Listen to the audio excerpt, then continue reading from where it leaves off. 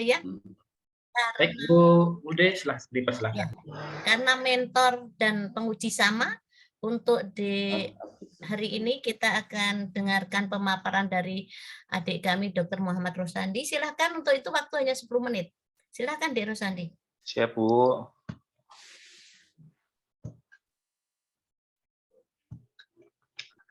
Bismillahirrahmanirrahim. Assalamualaikum warahmatullahi wabarakatuh. Waalaikumsalam warahmatullahi wabarakatuh. Yang saya hormati Bapak Penguji Adi Guna Nugraha Yusuf, SSTP MSI, dan Bapak Ibu Coach saya, Insinyur Haji Yuli Trianingsi MSI, dan Bapak mentor saya, Bapak Soeharto Made, ahli media keperawatan. Perkenalkan, nama saya Dr. Muhammad Rosandi, sarjana kedokteran. NIP saya 199204272022031006. Asal instansi saya unit pelaksana tugas Puskesmas Palele Barat. Jabatan saya ahli pertama dokter. Di sini saya akan mempresentasikan hasil daripada aktualisasi saya atau rencana aktualisasi saya yang berjudul meningkatkan kepatuhan minum obat pada penderita diabetes mellitus di UPT Puskesmas Palele Barat.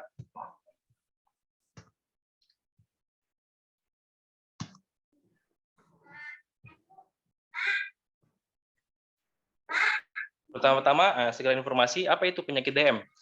Penyakit DM adalah gangguan daripada penyakit metabolik yang disebabkan karena peningkatan kadar glukosa dalam pembuluh darah yang biasa disebut dengan hiperglikemi. Pada tahun 2019 di Indonesia itu menempati tingkat ke-7 daripada penyakit tertinggi di dunia, yaitu sebanyak 10,7 juta jiwa. Dan pada tahun 2015 angka kematian di dunia itu Indonesia menempati peringkat ke-5 dengan jumlah lebih daripada 20.000 jiwa yang meninggal akibat daripada penyakit diabetes mellitus. Sedangkan pada tahun 2014 di Indonesia itu kasus tertingginya penyakit diabetes mellitus itu yang terbanyak atau menempati posisi ketiga, yaitu 6.700. Kenapa banyak masyarakat atau penderita diabetes mellitus yang meninggal? Itu diakibatkan karena adanya komplikasi. Komplikasi apa yang biasa disebabkan karena penyakit diabetes? Pertama itu ada stroke, penyakit mulut, neuropati diabetik, disfungsi seksual, neuropati diabetes, penyakit kardiovaskular, dan retinopati atau penyakit mata. Dari analisa isu yang saya dapatkan, kenapa penyakit diabetes ini banyak menimbulkan komplikasi? Pertama itu salah satunya adalah rendahnya tingkat kepatuhan mengkonsumsi obat pada penderita penyakit diabetes mellitus. Tujuan aktualisasi yang saya lakukan pertama itu untuk meningkatkan kepatuhan minum obat pada penderita diabetes mellitus. Yang kedua, menerapkan nilai-nilai dasar ASN berhala guna membentuk ASN yang berprofesional dan berkarakter smart. Untuk manfaat aktualisasi, ada 4 manfaat itu. Pertama, puskesmas, bagi puskesmas untuk meningkatnya kepatuhan minum obat pada penderita diabetes mellitus agar dapat memperbaiki tingkat kehidupan penderita menjadi lebih baik. Untuk saya sendiri atau sebagai dokter, bertambahnya pengalaman kerja, wawasan, dan pengetahuan demi meningkatnya pelayanan yang lebih baik terhadap masyarakat ke depannya. Untuk pemerintah daerah sesuai dengan misi kedua, yaitu mewujudkan kualitas hidup manusia dan masyarakat maju, mandiri, berkepribadian, serta beriman dan bertakwa kepada Tuhan Yang Maha Esa. Untuk bagi masyarakatnya itu meningkatnya pengetahuan masyarakat tentang pengobatan penyakit diabetes mellitus. Kegiatan yang akan saya lakukan, yang pertama itu persiapan pelaksanaan aktualisasi. Tahapan kegiatannya itu berkonsultasi dengan mentor. Untuk hasilnya atau outputnya itu mendapatkan arahan dan dukungan. Keterkaitan substansi mata pelatihan itu dia berakhlak. Tahapan kegiatan selanjutnya adalah berkoordinasi dengan pemegang program penyakit tidak menular atau biasa dengan singkatan PTM. Outputnya itu adanya dukungan. Keterkaitan substansi mata pelatihan itu berakhlak. Yang tahapkan kegiatan selanjutnya itu membuat kuesioner, di mana hasilnya itu tersedianya kuesioner. Keterkaitan substansi mata pelatihan itu berorientasi pelayanan, akuntabel, kompeten, dan adaptif. Yang selanjutnya adalah membuat leaflet. Outputnya itu tersedianya leaflet. Keterkaitan substansi mata pelatihannya itu berorientasi pelayanan, akuntabel, kompeten, dan adaptif. Untuk tahapan kegiatan selanjutnya atau membuat PowerPoint. Hasilnya itu tersedianya PowerPoint sebagai bahan materi. Keterkaitan substansi mata pelatihannya itu adalah berorientasi pelayanan, akuntabel, kompeten, dan adaptif. Untuk tahapan kegiatan selanjutnya itu membuat video. Outputnya itu tersedianya video. Keterkaitannya substansinya yaitu berorientasi pelayanan, akuntabel, kompeten, dan adaptif. Kegiatan ini untuk kegiatan satu ini dia berhubungan dengan manajemen dan smart ASN. Untuk kegiatan tahap 2, kegiatan 2 itu pertama saya akan melakukan konseling, informasi, dan edukasi kepada pasien dengan penyakit diabetes mellitus. Tahapan kegiatan pertama, saat itu mengajak pasien yang berkunjung, outputnya itu adanya pasien. Keterkaitannya itu dengan berorientasi pelayanan, akuntabel, kompeten, harmonis, dan kolaboratif. Tahapan kegiatan selanjutnya itu menyiapkan bahan KIE. Outputnya itu hasilnya tersedianya kuesioner dan leaflet. Keterkaitan substansi mata pelatihannya itu berorientasi pelayanan, akuntabel, dan kompeten. Yang ketiga itu membagikan kuesioner dan leaflet. Outputnya itu terbaginya kuesioner dan leaflet. Keterkaitannya itu dengan berorientasi pelayanan, akuntabel, dan kompeten. Tahapan selanjutnya, tahapan keempatnya itu pelayanan konseling, informasi, dan edukasi. Outputnya itu terlaksananya KIE. Keterkaitannya substansi mata pelatihan itu berorientasi pelayanan, akuntabel, kompeten, harmonis, loyal, adaptif, dan kolaboratif. Kegiatan ini berhubungan dengan manajemen ASN dan Smart ASN. Untuk kegiatan ketiga, ada refreshing ilmu untuk nakes. Di mana tahap kegiatan ini, pertama saya akan mengundang peserta nakes, dalam tanda kutip, berkhusus pada bidan dan perawat. Outputnya itu adanya peserta, keterkaitan substansi mata pelatihannya itu berorientasi pelayanan, akuntabel, kompeten, harmonis, dan kolaboratif. Tahapan kedua itu menyiapkan alat dan bahan refreshing ilmu. Hasilnya itu tersedianya PowerPoint, laptop, dan LCD. Keterkaitan substansi mata pelatihan itu berorientasi pelayanan, akuntabel, kompeten, dan adaptif. Untuk tahapan kegiatan selanjutnya ada pelaksanaan refreshing ilmu. Hasilnya itu terlaksananya refreshing ilmu. Berkaitan substansi mata pelatihannya itu berorientasi pelayanan, akuntabel, kompeten, harmonis, loyal, adaptif, dan kolaboratif.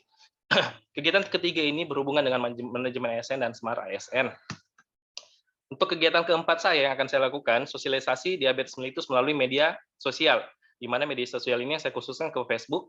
Tahapan kegiatan pertama, membuat akun Facebook, outputnya tersedianya akun Facebook, terkaitannya substansi mata pelatihannya itu berorientasi pelayanan, akuntabel, kompeten, harmonis, dan kolaboratif. Untuk tahap kegiatan yang kedua adalah memutar video. Outputnya itu video bisa dinonton.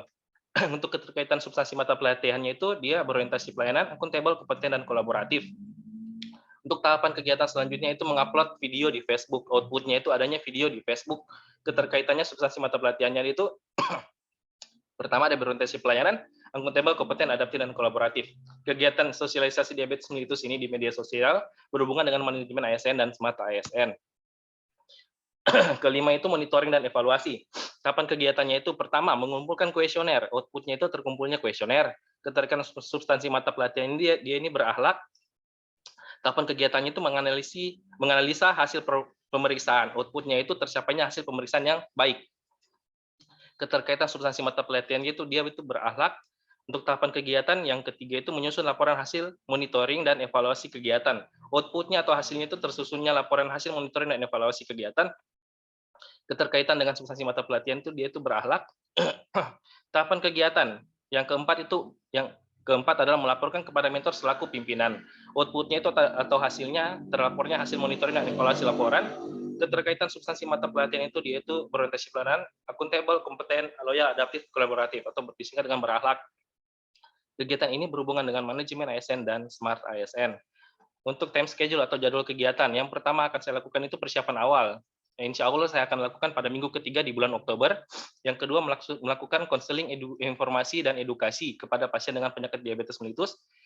Insya Allah saya akan lakukan pada minggu keempat dan di bulan Oktober dan minggu ke-1 di bulan November. Untuk refreshing ilmu untuk nakes, insya Allah saya akan kumpulkan nakes pada bulan Oktober minggu keempat. Yang kegiatan keempat itu sosialisasi diabetes mellitus melalui video di media sosial. Insya Allah saya akan lakukan pada bulan Oktober di minggu keempat, dan evaluasi dan monitoring insya Allah saya lakukan di minggu akhir atau minggu kedua di bulan November. Sekian presentasi singkat dari saya, lebih dan kurangnya saya ucapkan terima kasih. Ya, terima kasih atas pemaparannya dari Dr. Muhammad Rosandi. Selanjutnya silahkan Bapak penguji, mohon maaf, Bapak mentor untuk menanggapinya. Boleh ditutup, di stop share, Dek. Iya. Oke, terima kasih. Assalamualaikum warahmatullahi wabarakatuh.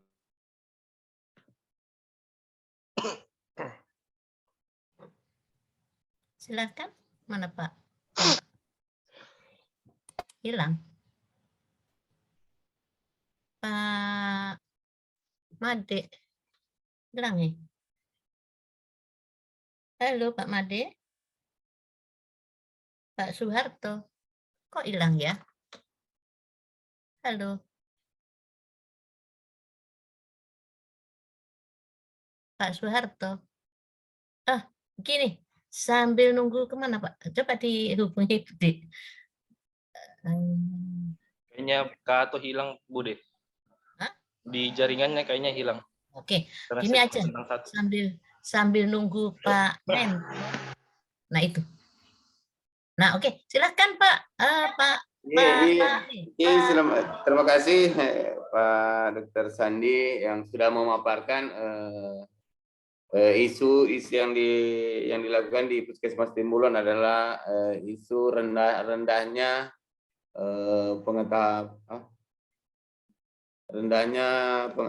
pemahaman tentang DM, yaitu penyakit diabetes mellitus di tingkat masyarakat, walaupun di tingkat dan sekaligus penambahan pengetahuan untuk nakes, betapa pentingnya penata laksanaan DM di lingkup di UPT Puskesmas Timbulon, karena kami temukan juga selama ini sangat rendahnya masyarakat, sangat rendahnya pemahaman masyarakat terhadap penyakit diabetes mellitus atau yang dikenal di masyarakat itu adalah DM atau penyakit gula. Makanya itu yang sempat Ade Resandi jelaskan kemarin. Saya bilang saya arahkan kalau bisa diambil saja itu kasus DM, karena sangat rendah sekali pemahaman masyarakat di UPT Puskesmas Timbulon, karena saking banyaknya kasus yang penderita yang tidak tertangani nanti sudah melampaui batas yang tidak ini, baru dibawa ke UPT Puskesmas Timbulon. Itu saja barangkali yang bisa saya tambahkan. Saya akhiri wabillahi taufiq hidayah. Assalamualaikum warahmatullahi wabarakatuh. Ya, terima kasih atas Waalaikumsalam dari Bapak Mentor. Selanjutnya silakan Pak Penguji. Baik, terima kasih Ibu. Assalamualaikum warahmatullahi wabarakatuh. Yang kami hormati Ibu Coach, Bude, kemudian Pak Mentor yang masih mendampingi pesertanya yang kedua, Pak Soeharto Made MDK. Kemudian teman-teman evaluator Mas Afgan dari BPSDM Provinsi dan Ibu Sabina dari BKPSDM Kabupaten Buol. Ya, baik. Mohon izin Ibu Coach dan Pak Mentor sekali lagi untuk memberikan komentar dan juga mungkin perbaikan terkait rancangan aktualisasi Pak Dr. Muhammad Rosandi SK yang kami banggakan dengan judul meningkatkan kepatuhan minum obat pada penderita diabetes mellitus di UPT Puskesmas Palele Barat. Ya baik Pak Dokter. Siap saya Pak. Iya Pak Dokter. Isu yang diangkat ini terkait dengan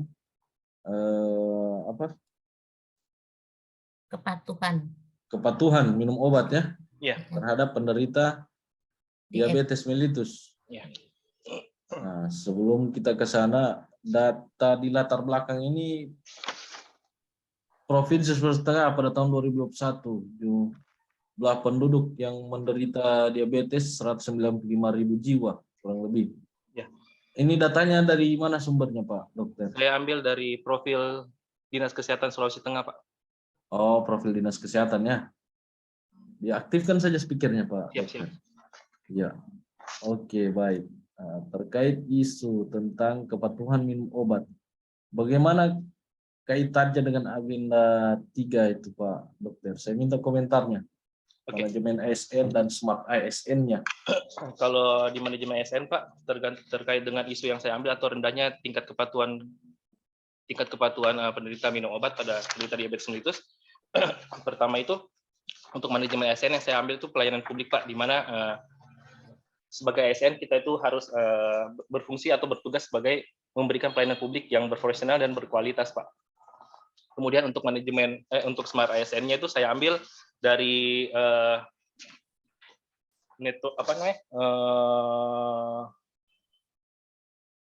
penguasaan teknologi dan informasi kan yang akan saya lakukan itu Pak, dia berbasis daripada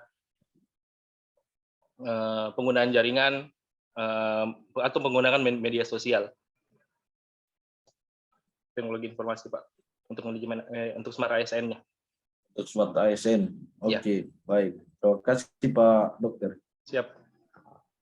Ya, Pak Dokter, untuk tulisan yang Pak Dokter sajikan mulai dari latar belakang sampai dengan bab 2, saya rasa tidak ada masalah. Pak Dokter cukup baik dalam penyajian. Tentu ini juga atas bimbingan coach yang sangat baik ya, Pak Dokter. Batin deh. Baik, kita langsung masuk di rencana kegiatan, Ya. Pak Dokter. Siap. Ada 5 kegiatan, Pak Dokter ya. Insya Allah Pak. Dengan 20 tahapan kegiatan. Siap Pak. Bisa dilaksanakan dalam waktu 1 bulan, Pak Dokter ya. Insya Allah Pak. Insya Allah bisa. Oke, baik. Kita bahas mulai dari kegiatan pertama, persiapan pelaksanaan kegiatan aktualisasi.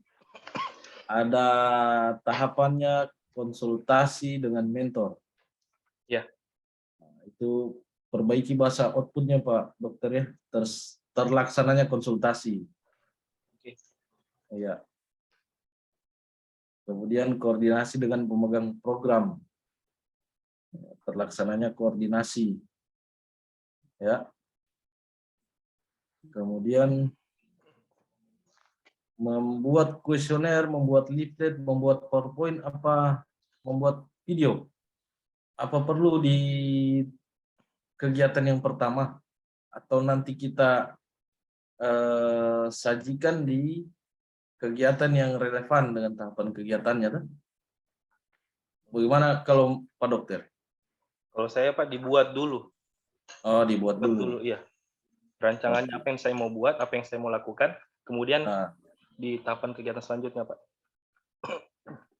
Oke, baik. Nanti kita lihat tahap kegiatan selanjutnya ya. Iya.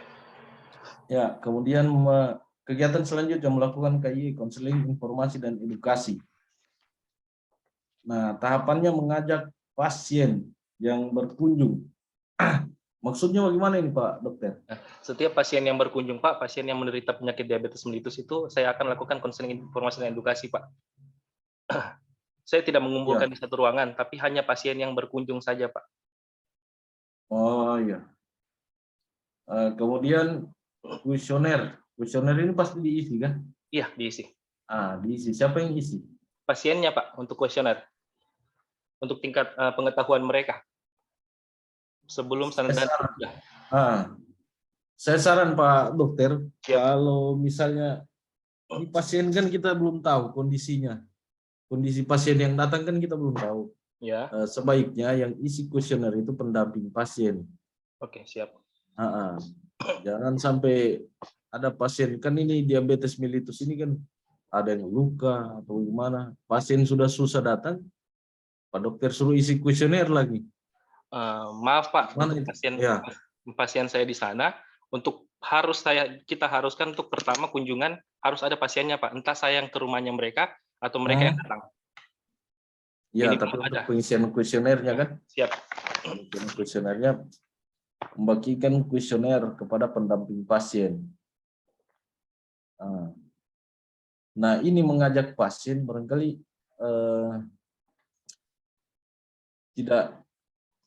tidak perlu, karena mau tidak mau, suka tidak suka ini sudah menjadi tugasnya Pak Dokter.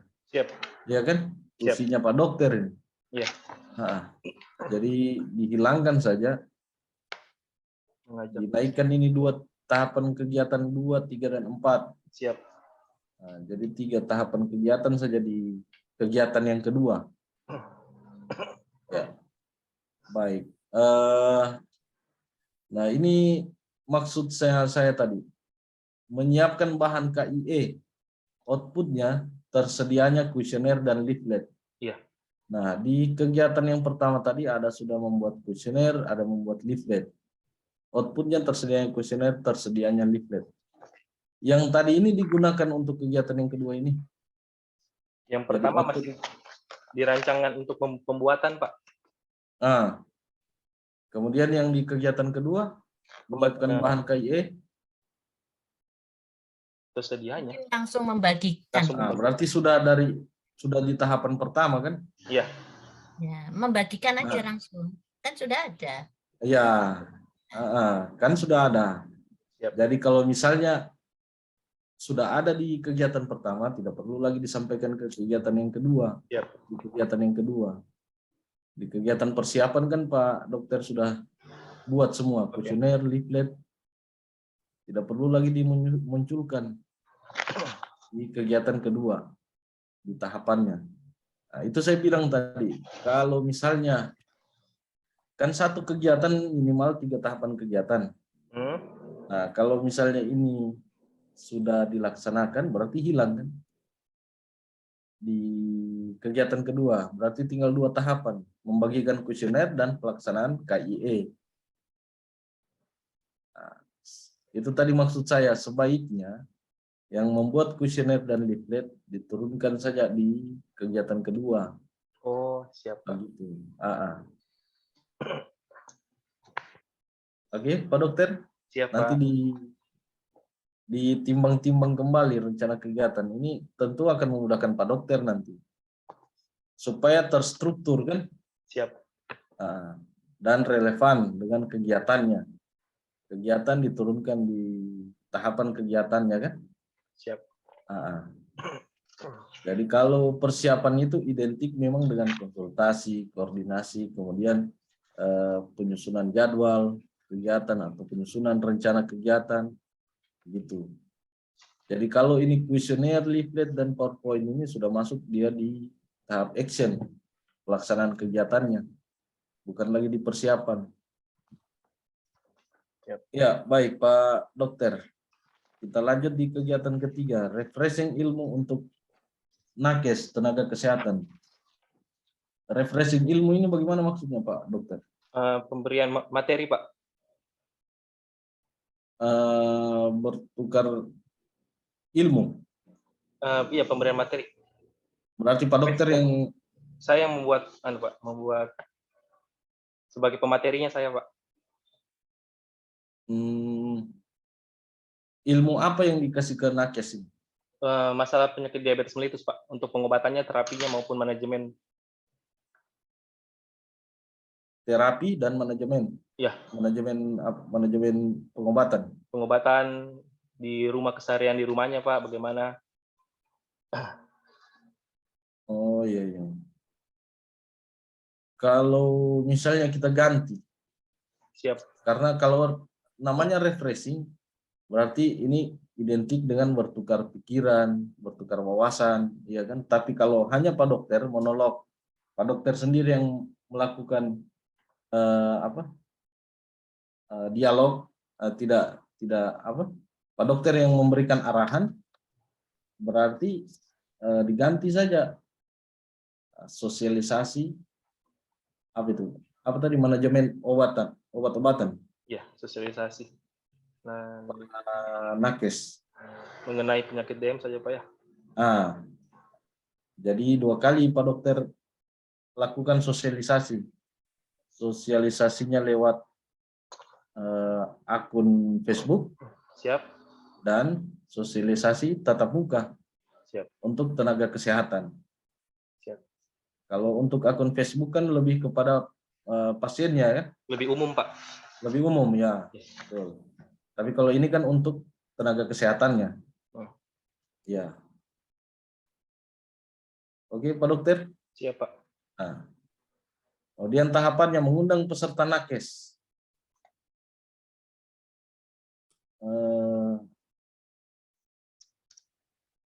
Mengundang ini berarti outputnya boleh mengundang peserta nakes, berarti outputnya itu undangan, tersedianya undangan, tersampaikannya undangan, atau bagaimana Pak Dokter? Atau mengajak peserta, Pak. Kalau mengajak nanti tidak ada outputnya. Iya kan? Mengumpulkan. boleh mengumpulkan peserta nakes. Nanti ada dokumentasi peserta tenaga kesehatannya. Siap. Dilengkapi dengan daftar hadir ya. Siap.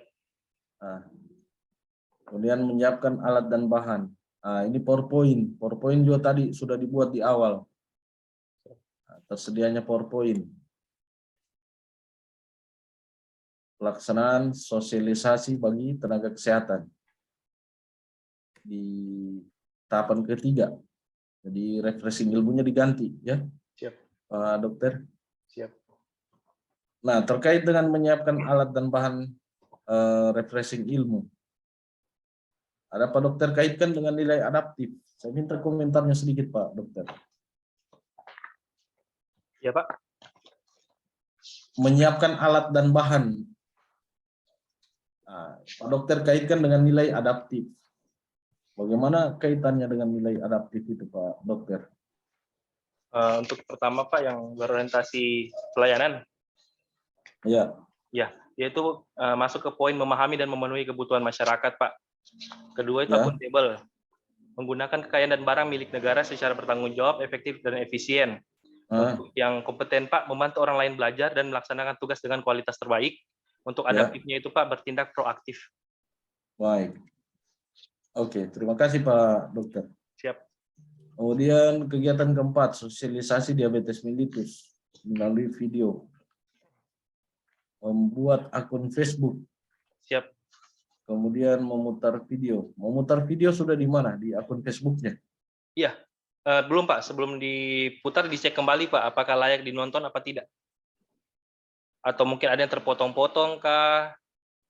Atau mungkin tidak bisa terputar, jadi dicek terlebih dahulu. Nah, berarti dinaikkan ke atas saja ini. Jadi membuat video dulu, membuat video sosialisasi. Ya. Kemudian membuat akun Facebook, kemudian upload di Facebook. Jadi tahapannya kan gitu. Dibuat dulu videonya. Dan Pak Dokter cek, tidak perlu lagi dimasukkan di tahapan kegiatan. Jadi 3 tahapan kegiatannya, membuat video sosialisasi, kemudian membuat akun Facebook, kemudian mengupload video di akun Facebook. Siap. Nah, cara Pak Dokter untuk melihat atau mengukur sejauh mana sosialisasi di Facebook ini efektif, bagaimana Pak Dokter? Kalau untuk di Facebook Kak, lebih banyak saya caranya untuk mengukurnya, banyaknya tingkat orang yang menyukai Pak, like. Oh, baik. Nah, nanti disampaikan itu di laporan. Siap. Disertai dengan dia punya screenshot, kan? Siap. Supaya rancangan aktualisasi ini atau laporan aktualisasi nanti itu bermanfaat, kan? Siap. Karena ada manfaatnya bagi peserta, bagi masyarakat, bagi OPD dan bagi Pemda. Siap. Nah, itu untuk mengukur kebermanfaatan bagi masyarakat terhadap apa yang Pak Dokter lakukan. Ya. Nanti itu disampaikan di laporan ya. Siap, Pak Dokter, laporan aktualisasi. Ya, baik. Kemudian untuk jadwal tentatif aktualisasi, apa yang menjadi perbaikan tadi di rencana kegiatan, tahapannya itu disesuaikan kembali di jadwal tentatifnya ya. Siap. Nah, Dokter. Kemudian untuk lebih dapat melihat, mengontrol pelaksanaan tahapan kegiatan, kalau bisa jadwalnya dibuat per hari. Oke. Supaya memudahkan untuk melihat, oh tahapan konsultasi mentor dilaksanakan pada tanggal sekian. Siap. Ya kan, Pak Dokter, lebih elok kelihatannya. Memang tidak ada sistematika yang baku terhadap penyusunan jadwal tentatif, tetapi untuk lebih elok dan lebih memudahkan Pak Dokter. Ya, berarti koordinasi dengan ini tanggal sekian. Membuat KIE, melakukan KIE, oh tanggal sekian. Jadi bisa saja 1 pekan ini, kan ini kalau saya lihat jadwalnya, 1 pekan hanya untuk persiapan. Ya. Konsultasi, koordinasi, kan tidak terlalu lama itu, konsultasi, koordinasi. Jadi bisa menghemat waktu. Bisa saja melakukan KIE sudah dilaksanakan pada hari ke-4 atau hari ke-5 misalnya kan? Ya. Baik Pak Dokter, terima kasih atas penjelasan dan komentarnya. Selamat atas ujian rancangan aktualisasi. Perbaikan dari saya segera ditindaklanjuti, tetap minta konsultasi dan arahan kepada Pak Mentor ya. Siap, Pak. Dan minta bimbingan kepada Ibu Coach. Baik, selamat sekali lagi dan kita ketemu di ujian laporan aktualisasi. Semua bukti dukung terhadap pelaksanaan kegiatan aktualisasi dilengkapi. Siap. Ya, Pak Dokter. Ya, saya kembalikan kepada Ibu Coach Bu Des. Terima kasih. Assalamualaikum warahmatullahi wabarakatuh. Waalaikumsalam warahmatullahi wabarakatuh. Ya, terima kasih untuk Bapak penguji atas masukan dan sarannya. Kemudian terima kasih juga untuk Pak Mentor atas kehadirannya. Semoga Bapak Mentor masih tetap ya mendampingi adik-adik kami dalam melaksanakan aktualisasinya. Dan untuk Dr. Muhammad Rosandi tadi dicatat semua ya, silahkan perbaiki dulu. Dan insya Allah kita bisa ketemu lagi untuk 1 bulan berikutnya untuk membuktikan apa yang direncanakan. Dan saya sangat memberikan apresiasi yang positif ya atas kegiatan-kegiatan tentang diabetes mellitus. Oke, saya kira cukup dari situ. Nah, semuanya saya akhiri. Wassalamualaikum warahmatullahi wabarakatuh. Selamat mengerjakan. Waalaikumsalam. Baik, terima kasih Bapak Penguji dan Bu De Yuli selaku Coach. Baik, untuk Bapak Dr. Muhammad Rosandi dan Mentor, kami sudah diperkenankan untuk meninggalkan ruangan ini. Ya. Terima kasih. Terima kasih, Pak. Ya, silakan matikan rekamannya, Pak.